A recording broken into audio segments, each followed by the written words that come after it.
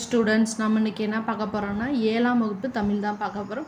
பருவம் 1 இயல் 3 உள்ள மொழியோடு விளையாடுல உள்ள கொஸ்டின் தான் பார்க்க போகிறோம். பக்கைன்னு பார்த்துக்கோங்க 73 இருக்குது. அதில் இருக்கிற கொஸ்டின் தான் கொஸ்டின் தான் பார்க்க போகிறோம். ஃபஸ்ட்டு இடைச்சொல்லை கூ சேர்த்து தொடர எழுதுக. எடுத்துக்காட்டால் வீடு சென்றானுங்கிறத கூ சேர்த்து எப்படி எழுதியிருக்காங்கன்னா வீட்டுக்கு சென்றான்னு எழுதியிருக்கோம். அதே மாதிரி கீழே ஒரு 5 கொஸ்டின் கொடுத்துருக்காங்க. இதை நம்ம எழுதணும். மாடு புல் கொடுத்தார், மாட்டுக்கு புல் கொடுத்தார். பாட்டு பொருள் எது? பாட்டுக்கு பொருள் ஏது? கூ சேர்த்துருக்கோமா. நெக்ஸ்ட்டு செடி பாய்ந்த நீர், செடிக்கு பாய்ந்த நீர். நெக்ஸ்ட்டு முல்லை தேர் தந்தான் பாரி, முல்லைக்கு தேர் தந்தான் பாரி. நெக்ஸ்ட்டு சுவர் சாந்து பூசினாள், சுவருக்கு சாந்து பூசினாள். நெக்ஸ்ட்டு 2 சொற்களை இணைத்து புதிய சொற்களை உருவாக்குக. இங்கே கண்ணு மண்ணு விண்ணு பண்ணு அழகு உண்டு, இது ரெண்டுத்தையும் சேர்த்து இங்கே எழுதணும். அதாவது எடுத்துக்காட்டாக நமக்கு என்ன கொடுத்துருக்காங்க பாருங்கள். கண்ணழகு, கண்ணழகு. நெக்ஸ்ட்டு கண்ணு சேர்த்து உண்டு சேர்த்து கண்ணுண்டுன்னு போட்டிருக்காங்க. இது மாதிரி நம்ம எழுதணும். மண்ணு ப்ளஸ் அழகு மண்ணழகு, மண்ணு ப்ளஸ் உண்டு மண்ணுண்டு. விண்ணு ப்ளஸ் அழகு விண்ணழகு, விண்ணு ப்ளஸ் உண்டு விண்ணுண்டு. பண் ப்ளஸ் அழகு பண்ணழகு, பண் ப்ளஸ் உண்டு பண்ணுண்டு. அதாவது 3 சொல்லி இன்னு தான் பயன்படுத்தணும், 3 சொல்லி நூ தான் இங்கேயும் பயன்படுத்தணும். நெக்ஸ்ட்டு அகம் என முடியும் சொற்களை எழுதுக. நூலகம், இங்கே நான் என்ன எழுதியிருக்கேன்னா உலகம், கலகம், புத்தகம், திலகம். இதுதான் அகம் என முடியும் சொல்.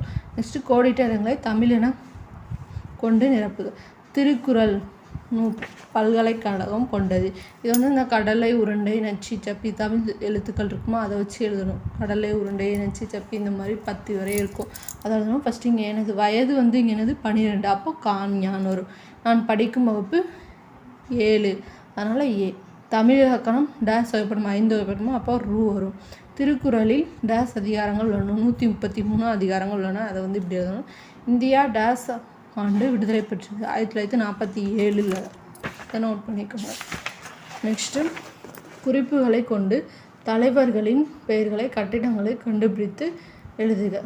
கீழே ஒரு கொஸ்டின் நான் ஒரு 10-12 கொஸ்டின் கொடுத்துருக்குறாங்க. அதோட ஆன்சர் நமக்கு எழுதி அதை இங்கே ரவுண்ட் பண்ணணும். ஃபஸ்ட்டு மூதறிஞர்னா ராஜாஜி இந்த இருக்காங்க பாருங்க கீழேருந்து. நெக்ஸ்ட்டு வீரமங்கைனா வேலு நாச்சியார் இந்த இருக்குது, வேலு நாச்சியார். நெக்ஸ்ட்டு பாஞ்சாலங்குறிச்சி வீரன்னா கட்டபொம்மன், கட்டபொம்மன் இந்த இருக்குது பாருங்கள் மேலேருந்து கீழே.